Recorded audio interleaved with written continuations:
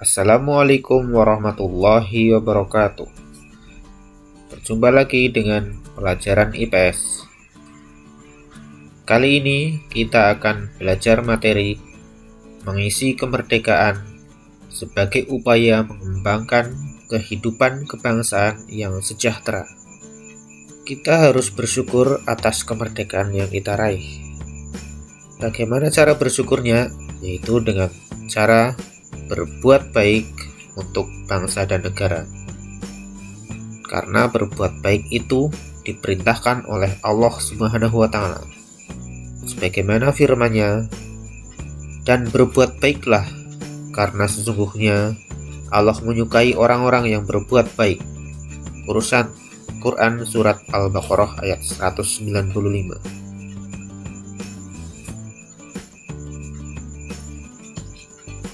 Selanjutnya, tugas bangsa Indonesia saat ini adalah mengisi kemerdekaan demi mencapai kehidupan bangsa yang sejahtera.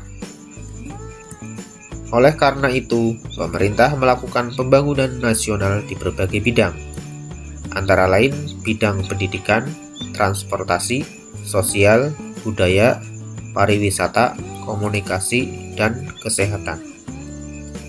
Marilah kita bahas satu persatu. 1. Pembangunan di bidang pendidikan. Tujuannya adalah mencerdaskan kehidupan bangsa dan meningkatkan kualitas SDM Indonesia.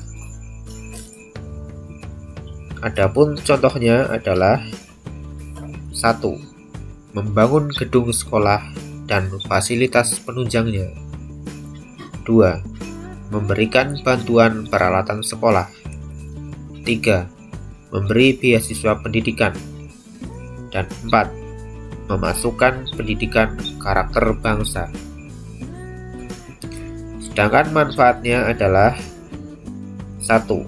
Mengurangi angka buta huruf di Indonesia. 2. Memperbaiki tingkat dan kualitas pendidikan. Dan 3. Meningkatkan gaji dan kesejahteraan guru dan dosen. Yang kedua, pembangunan di bidang transportasi. Tujuannya adalah membantu mobilitas atau kegiatan antar tempat masyarakat. Contohnya adalah 1. Pembangunan jalan Trans Papua dan Trans Sumatera. 2. Pembangunan jalur bus atau busway, KRL, LRT, dan MRT di Jakarta. 3. Pembangunan tol laut. Dan 4. Pembangunan bandara-bandara. Adapun manfaatnya adalah 1. Memudahkan masyarakat dalam bepergian. 2. Memudahkan pendistribusian bahan pokok serta menurunkan harga barang pokok di wilayah Indonesia Timur. Dan 3. Memajukan perekonomian masyarakat setempat. Yang ketiga adalah pembangunan di bidang sosial. Tujuannya meningkatkan kualitas manusia dan hubungan antar masyarakat. Contoh: 1. Memberikan izin pembentukan organisasi-organisasi sosial kemasyarakatan. 2. Mendirikan panti sosial. Kemudian manfaat dari pembangunan di bidang sosial adalah 1. Memberikan bekal kepada anak putus sekolah. 2. Memberi kasih sayang, bekal pendidikan, dan keahlian hidup kepada anak-anak terlantar. Dan 3. Meningkatkan dan meratakan kesejahteraan. Yang keempat adalah pembangunan di bidang budaya. Tujuannya adalah melestarikan dan mengembangkan budaya. Contoh: 1. Pendirian taman budaya. 2. pemberian bantuan dana bagi para pengusaha di bidang industri budaya. Dan 3. Pendirian museum budaya. Manfaatnya adalah 1. Ikut menjaga dan melestarikan budaya bangsa. 2. Meningkatkan rasa cinta terhadap budaya bangsa kepada generasi muda. Dan 3. Meningkatkan kesejahteraan kepada pelaku budaya. Yang kelima adalah pembangunan di bidang pariwisata. Tujuannya adalah memberikan keuntungan bagi kemajuan dan kesejahteraan masyarakat di sekitar daerah wisata. Contoh pembangunan di bidang pariwisata adalah 1. Mempromosikan daerah-daerah wisata. 2. Membangun sarana pendukung pariwisata. Dan 3. Mengadakan pertukaran budaya dengan negara-negara lain. Manfaatnya adalah 1.